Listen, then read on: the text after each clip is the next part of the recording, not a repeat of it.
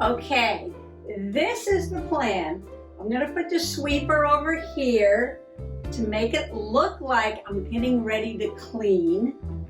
I'm gonna leave all this stuff on the floor for now. No, wait a minute.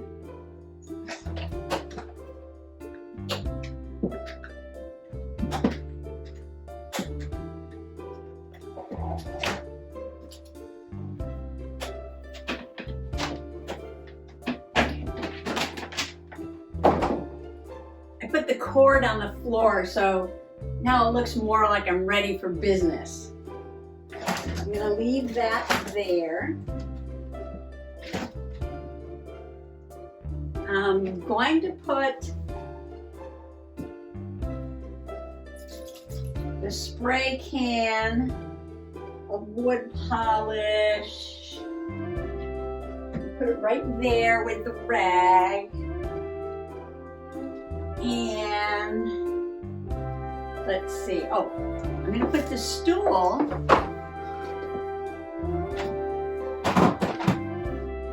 next to the shelf so it looks like I'm ready to climb up there and do some dusting. And now that the stage is set, I'm going to go over there and do some journaling. Come on along.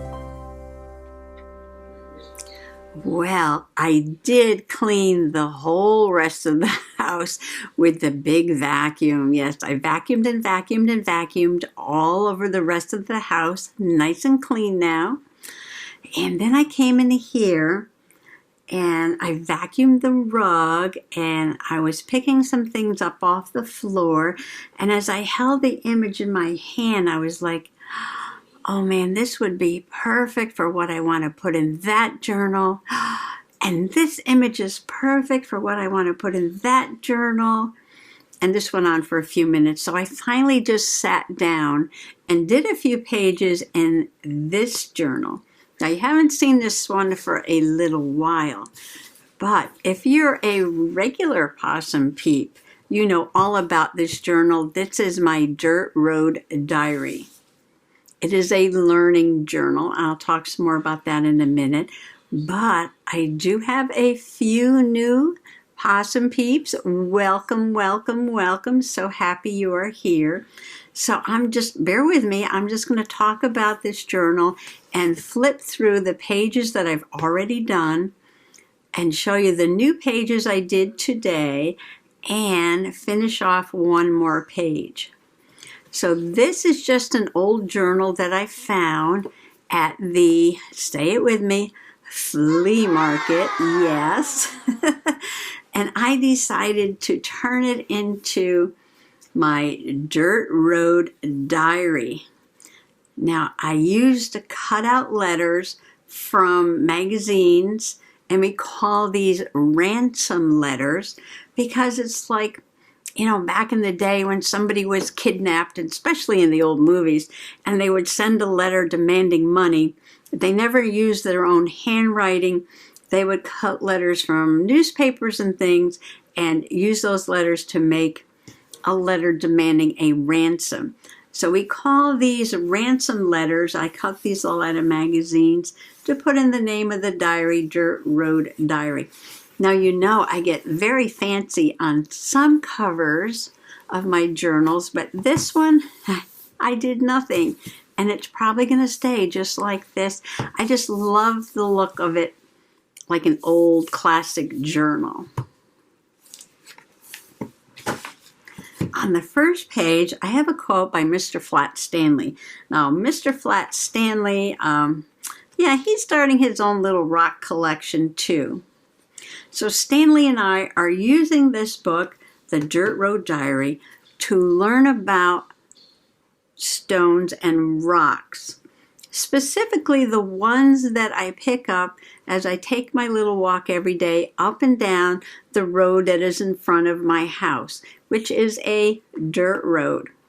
It is owned by the township, and so they have to care for it. You know, they plow the snow, and when it gets ruts, they bring in some dirt and stones from local quarries, and, you know, they fill in the ruts. So there is a never-ending supply of stones from local quarries coming to the road in front of the house. So I try to pick up things that catch my eye, and they could be like the pink ones, the green ones, the orange ones. It could be the sparkly ones. It could be the wishing stones, which have a white ring all the way around them. It could be that they have garnets in them. Yes, we have so many stones out front that have garnets. And this one has some little tiny garnets in that white quartz there. And this one got some crushed garnets. Where's the one of these has a bunch? Oh, this one does. Got garnets all around. And I bring them in the house and I wash them off, and I got piles and piles of these. I'm starting a whole collection. I have a whole bunch more outside on the stone wall too. But so I'm bringing all these stones and rocks, and I'm trying to learn a little bit about each one. So I'm making a page for every rock, a page or two or three or four. We'll see. I'll probably wind up making more than one page for each rock, and I'll tell you why in a few minutes.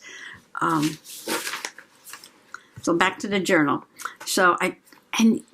This is a learning journal, but it doesn't mean it has to be all like facts about the rocks. It could be if I pick up a rock and it reminds me of something else, or it could be a quote, or it could be poetry or a story, or maybe it could be more metaphysical, like people use different stones and crystals for healing and for affirmations and for all different things. And of course in industry, stones and rocks are used in industry and construction for all kinds of things.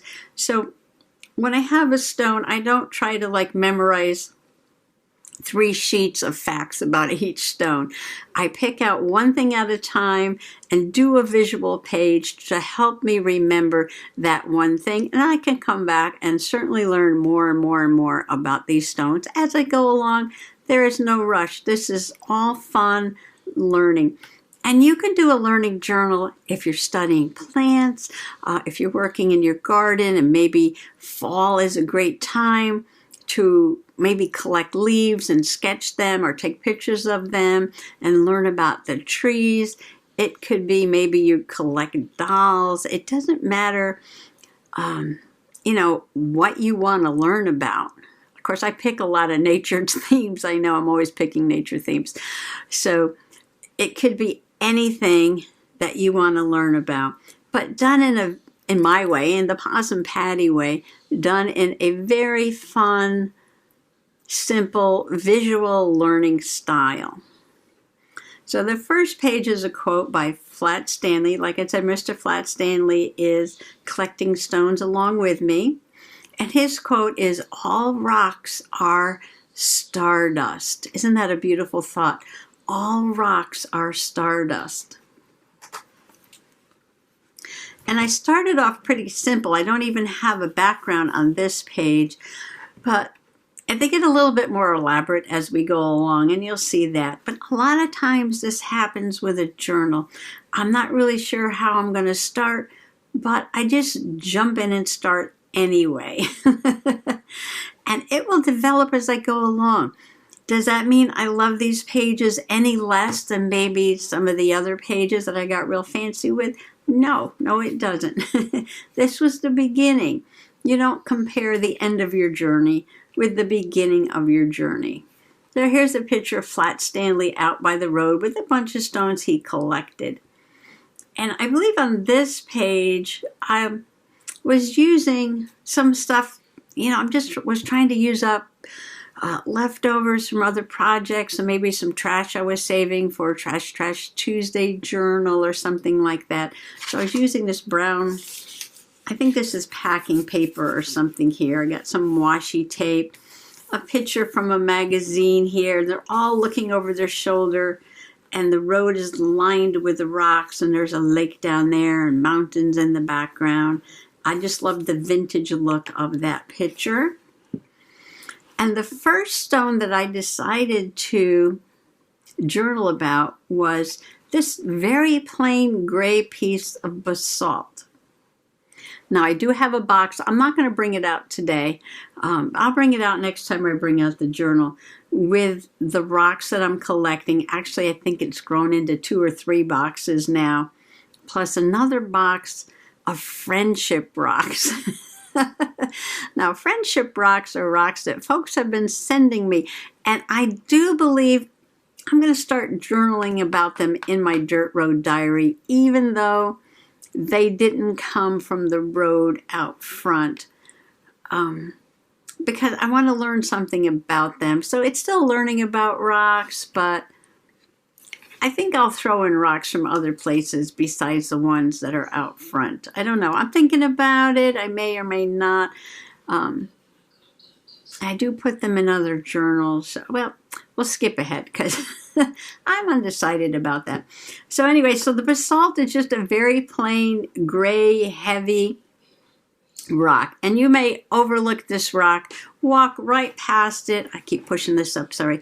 Walk right past it and not even give it a second glance. But if you study it, it's very exciting because it was actually magma, like inside a volcano, and erupted up through this volcano and flowed out as lava. And as it was flowing out over the ground and cooling, it solidified and became this rock. So there is a very interesting, exciting story behind this plain gray rock. Oh, down here I have inside the earth, and it's showing the core, the mantle, and the crust of the earth, and how the magma came from the mantle part and erupted out through that volcano and cooled into this plain gray rock basalt. I did a little journaling here. And this says that basalt is filled with strong energy of heat and fire. It is a stone of strength, courage, and stability. That's the metaphysical part of basalt. A couple little notes here and there, not a whole lot. And I do a lot of fun stuff because I think if you're enjoying what you're learning about and having fun with it, and it helps you remember. It helps you remember. So I found this piece of quartzite, and it reminded me of a dinosaur skull. So I made a very fun page with this dinosaur with the big teeth over here. And it's got this crack, and inside this crack I could see little tiny crystals. So I got out my little handheld microscope that I can attach to my old computer. It's called a Zoomy. And I took a picture of the little tiny crystals that were inside the mouth, right? And they look like teeth. This was so much fun. I really enjoyed this a lot. And then this is about rocks, but when you're studying rocks, you also have to learn what is not a rock. Okay, what is not a rock? Well, Mr. Possum found a piece of concrete on the side of the road, which has rocks in it. But it is a man-made material. It is made from rocks, right? Limestone has little chunks of rocks in it, but it's not a natural rock. Although it does look like a kind of rock called a conglomerate, but I don't have that in here now. I cut out some fun pictures because it is used in construction, right? Concrete is used in construction. I've got some buildings in New York City that were concrete. I've got the Colosseum, because apparently the Romans knew how to make concrete. I thought that was interesting. Day 4. Now, some of these have dates and some of these just have a day. And what I was doing was sort of like, they're not consecutive and the dates don't really matter too much, but it's the day 4 of studying the rocks. Okay, so this would be day 5 of studying the rocks. And I don't know, that was just something I started and continued with. Let's see how long that lasts. So I found these beautiful black and white stones, and they are gorgeous. They're very sparkly. And I'm identifying them as diorite. Now, I have an app on my phone. It's called Rock Identifier, and it's helping me identify the rocks. But you do have to be careful because it's not always right. But, you know, that's okay if it's wrong because, you know, making mistakes, you learn and learn and learn. It's okay to put something in your journal that may not be right, because you learn more and more, you can go back and correct yourself. That's all a part of learning. And what I learned about these beautiful black and white rocks was that it was used as ballast for railroad tracks. And I found this picture, old picture in a magazine of these railroad tracks, and you can see the rocks. And in the background, there was this old water tower for I guess, the old steam trains back in the day. And we just happened to go to visit the greenhouse in Danielson. And along the way, we crossed some old railroad tracks, and there was this old rusty tower, water tower, that looked exactly like what was in the picture. So I added a picture of that over there. I just thought that was super cool. So I learned what it was used for. And on this page, another really nice rock. And this was rounded like maybe it was in water at some time, but it was speckled gray and white with chunks of white and chunks of shiny black. And my rock identifier is calling it andesite, and telling me that it's named after the Andes Mountains. And so I have this picture from a magazine showing Machu Picchu, I guess, Andes Mountains. I put a llama sticker down here with some hearts, and another metaphysical aspect of this stone. It was used for balance and grounding. So this one I'm just talking about its use, and on this one I'm talking about this stone and its name and what it was named after. I have some pretty green pages here. I have found so many different green stones along the road. And I don't think they're all the same stone or rock or mineral, whatever. I think there's a few different things, at least 3 different kinds of green stones. I could be completely wrong, but that's okay. We're learning here. This is learning, process of learning, okay? So my rock identifier is calling the stones with, these stones with bits of green in it, epidote. And so these stones contain epidote, and it's usually found in some kind of metamorphic rock. So I thought that was interesting. I don't remember why I put green shamrocks there, but that's okay. I could go back and watch the video. And I get these little cards about the crystals from a website called Crystallize Guide. Crystallize Guide. And it gives you some metaphysical properties. You can find these in a bunch of different websites.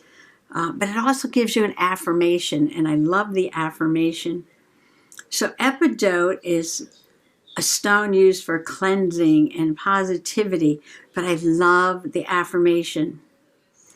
I replace all negative thoughts with positive ones. That's the affirmation. Another sort of green stone that I've found along the road, or what the identifier is, rock identifier is telling me, is that these are serpentine. Now, I've checked. Every time it tells me, you know, what kind of rock it is, I usually go online and search to see if, yes, that kind of rock can be found in this area. Because, you know, if it identifies it as a stone that is like only found in Brazil, then, yeah, I probably know that that's not correct. So I keep trying and researching. So this app is telling me that this is serpentine. It's green. And the affirmation, I love the affirmation for this one. I am one with the earth and in tune with the flow of life. I am one with the earth. Isn't that great? Now down here I actually have a volcano and a little tiny chart that shows how the serpentine is formed with plate tectonics and volcanoes and all that stuff. So a little bit of interesting geology there. I found a beautiful piece of pink quartz or rose quartz, and I made a page with some pink roses and a little vintage lady there. Just a beautiful pink pink page. Okay. And the affirmation for this one is, I am worthy and deserving of unconditional love. Now I was walking down the road and a glint of purple caught my eye. And I picked this stone up and it's holding it in the sun and it's sparkling and I can see little bits of purple in there. And I'm like, wow, wow, look at that stone. And I brought it in the house and I scrubbed it and I cleaned it and it looked completely flat and gray. And I was like, oh my, I thought this was purple. So I took it back out on the porch in the sun and I took a picture of it. Now, it did adjust the saturation of the color a little bit to bring out some of that purple because, you know, between taking the picture on the phone and printing it out with a little tiny printer like this, you don't always get the true color. So I did saturate the purple in this picture, but holding it in the sun, I get a really nice purple shine crystals on this. And the rock identifier is calling it lepidolite. So the rock identifier was picking up the purple in the rock also. The background is just some painty papers I made with elderberry ink. I thought the purple went really nice with the purple stone and some purple sparkly washi. And the affirmation for the lepidolite is, I am calm, centered, and in control. And I got this from the Breathe magazine, where she's meditating. I thought that went really nice. You can see over here I'm marking the days. I don't have a date on everything. Happy Mail. I got this Happy Mail from Rhonda at Junk Journal Diva. And she sent it for Stanley because he was studying his crystals. She made a little note there. I thought that was so cute. And I decided to put that in the journal on a page that I was journaling about this piece of quartzite I found that had crushed garnets in it. Crushed garnets and almandine garnets are very commonly found in Connecticut where I live. And again, this is a picture I took with my little handheld microscope that connects to my old computer. It won't work with my new computer. And a picture of the stone, and I journaled about the garnets in the quartz. Now, I found some interesting stones that were gray and white and black and pink and green. And yeah, just really beautiful. And the rock identifier app is telling me that it's unakite, a stone called unakite. And its metaphysical property is it's used for balance. It's used for balance. And this is another image I got from the Breathe magazine here. And I put a picture of the stone over there because that reminded me of balance over there. So this could be the green epidote and pink feldspar and quartz.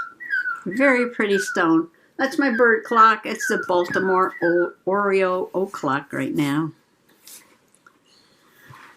And I love to put in fun things because if you're not having fun, you're not learning.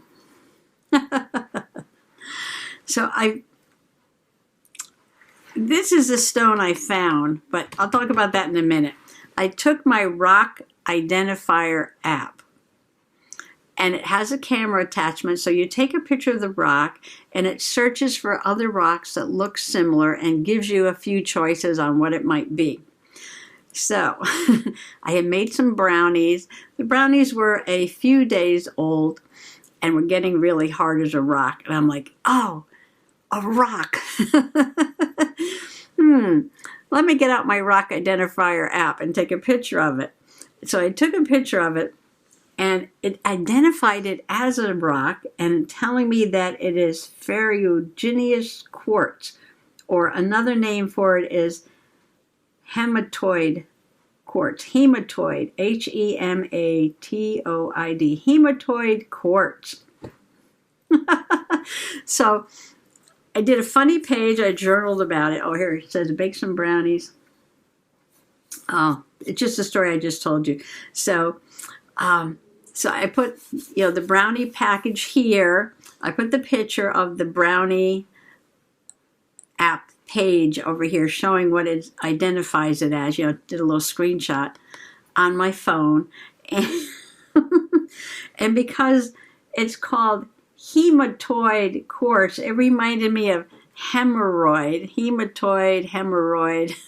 Hematoid. I'm sorry, my mind is just very strange. Anyway, so I put the package of the Preparation H hemorrhoid cream ointment on the page. I just thought that was too funny to pass up. So yeah, you can have fun playing with your rock identifier app and take pictures of things that are not rocks. So like I was doing the not a rock page with the concrete. I did it with the brownie. Anyway, moving on. So actually this ferruginous quartz, or hematoid quartz, I found some on the road out front. And it's quartz, but it's very reddish, rusty brown. And it's quartz that has a lot of iron in it. So if you have quartz that reddish, brownish, and it looks rusty, it is iron-containing quartz. So I found some rusty rocks.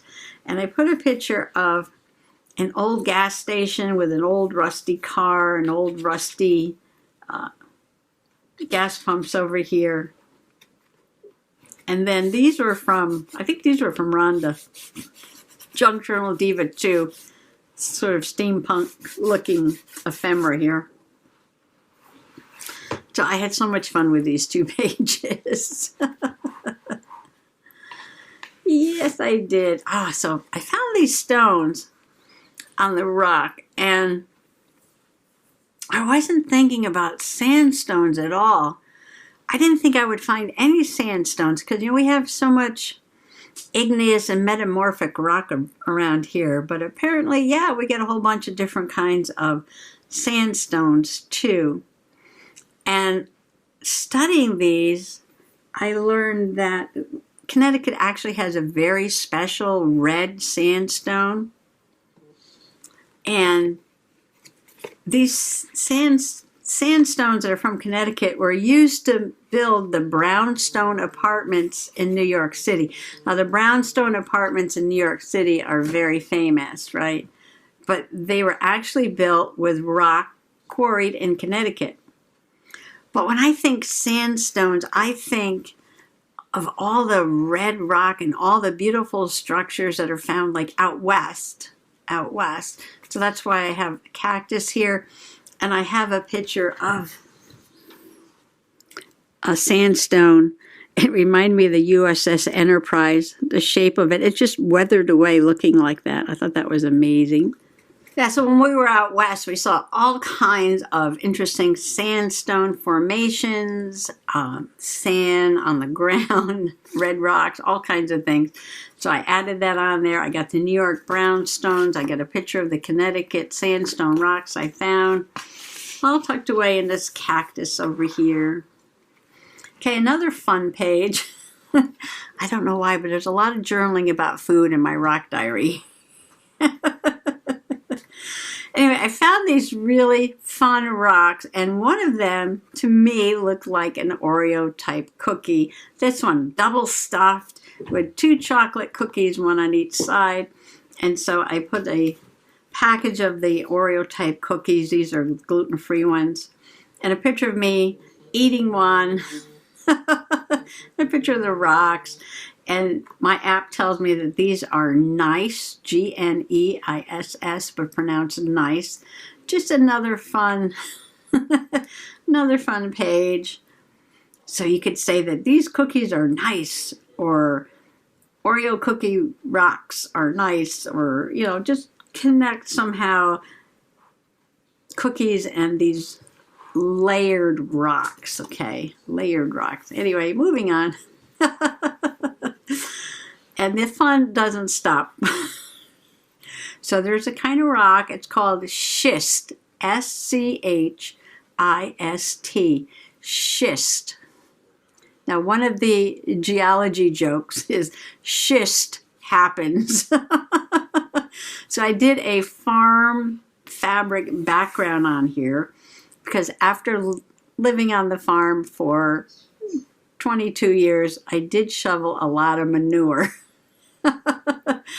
And that's what the word schist happens reminded me of. That was just a connection I made in my brain, okay? I took a picture of a couple of different kinds of schist that I found, a darker one, a lighter one, and a rusty one. I put it there. And actually, that's all that it's journaled on that page. Schist happens. Oh, again, I'm using my ransom letters right there. So the schist has a lot of mica in it. So a lot of mica schist. So mica schist is used in manufacturing for a lot of different things. They use it in electronics and auto parts, roofing, paints, and cosmetics. So I cut out this woman and I gave her some very sparkly eyeshadow there with glitter. Because if you buy that sparkly eyeshadow, turn it over and look at the ingredients. Many, many, many, many of those different sparkly brands of sparkly eyeshadow contain mica. So that is made from these rocks. So see, I'm making connections here. Connections, connections, connections. It's all about connections. More quartz here, and a very detailed description here about why quartz is used in watches. So I got a little pocket watch down here, and all the different quartz that I found on the road. I got orange and yellow and green and white and pink.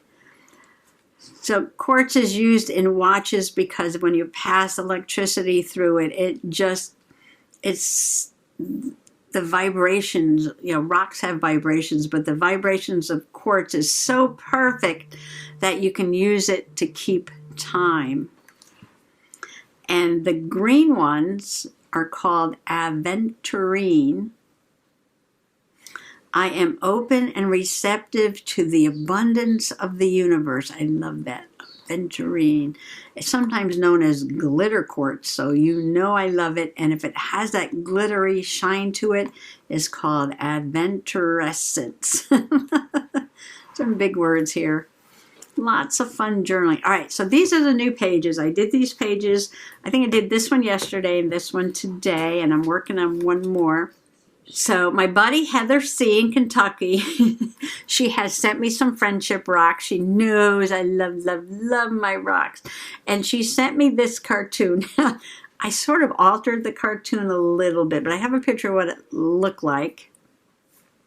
And what I did was I printed out these characters from the original cartoon and the words. You have enough rocks, but I don't have these rocks. So this is Mr. Possum, and this is Possum Patty, picking up every rock off the street. Mr. Possum said there's going to be no rocks left on the road, because I've been collecting them all. Yeah, so I printed these out, and then I took my glaze pen, which is like a gel pen, but it's actually dimensional. And I went over the black lines and the words and like make them stand out a little bit. I took my colored pencils and I emphasized the red inside the hearts. And I put a little pink on the cheeks because this is me. This is Mr. Possum. You have enough rocks, but I don't have these rocks. Love, love, love. And I put a picture of a bunch of rocks that I found on the road recently. And I decorated it with some mark making. These are, printed these out on cardstock and just glued them down. And just put a chuckle from Heather C. and I put a LOL on there. I'm using that as day 18. Oh, in the background, as I was straightening up, I came across a book, an art book, which is under here somewhere. Oh, I have a couple of these kids' art books with beautiful pictures in them. And I took one of Van Gogh's, I think it's a harvest scene here, and used that as a background.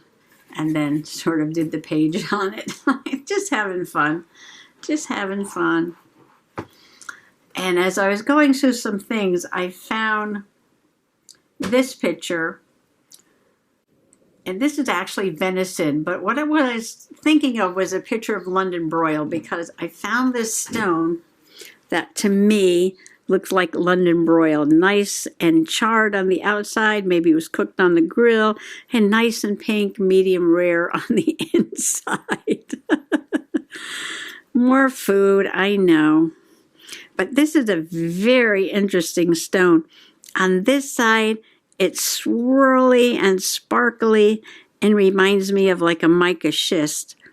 The inside is like a dull gray almost like the basalt or one of the igneous rocks. And then this side has these large black crystals, maybe hornblende or amphibolite or something like that. A little bit of pink. And then all this gorgeous pink here. And it's got some rosier, darker pink in there. So I tried really hard to identify this with my rock identifier, and it keeps telling me that it is rhodonite. Sorry about the pronunciations. I am learning. I am learning. So, yeah. So I was calling this a medium rare London Broil that I found on the road, but my rock identifier is calling it a metamorphic rock with perhaps rhodonite in it. And rhodonite, see, I got little hand lens out. I didn't get my handheld microscope out yet. I should. That's connected to computer. And this is very crystally, and there are some more tiny bits of a rosier pink in there. Because when I looked up the pictures of the rhodonite, it seemed like it was a little bit pinker than this. But I can see that there are some, pinker bits in there, darker pink, rosier pink bits in among the crystals there. So it could be rhodonite, and it is found in this area up through Massachusetts, maybe down through New York, Connecticut, Rhode Island probably too. So it is very possible that that is what this is. And it's very crystally too, so it's possible.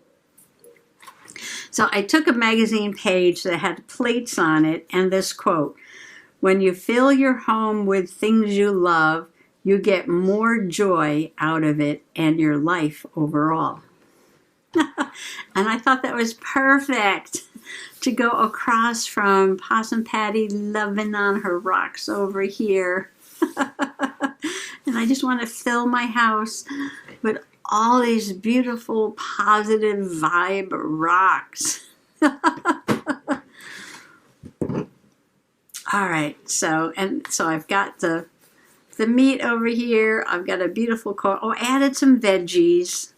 There was a space here, so I cut some veggies out of a magazine and added those on. Because you gotta, have a balanced diet, right? So I do find joy in all of my stones and rocks and crystals and minerals, all of it, right? And then I was working on this last page. This came from this book, which was gifted to me. Extraordinary things to cut out and collage with. And I am doing a page for this rock. And this is another roundy rock. And it's got this bit of crushed garnet in it and a little bit of white around the edge and like a black line. And doesn't that look like an eyeball? Oh my gosh. Doesn't that look like an eye? And I believe this is a metamorphic rock. It's probably gneiss, G-N-E-I-S-S, gneiss rock. But this is called Augen. And I guess Augen, after the German word for eye. So that's really garnet in there that's crushed, almandine garnet. But my goodness, doesn't that look like an eyeball? So I'm just going to take a picture of this and put that down there on one of her eyes and do a little journaling over there and then just be done with this for today. And there she is with her red garnet eye. It's so funny because when I looked at this close up, it looks like there's one big garnet in the middle, like a pupil of the eye, and then got like this quartz or something around it, sort of like eyeliner, a black line eyeliner, then the white quartz. Anyway, I did my journaling, Augen gneiss with crushed garnet eye. Usually in the garnet gneiss, there's these large oval-shaped mega crysts of feldspar, but this one has garnets in it.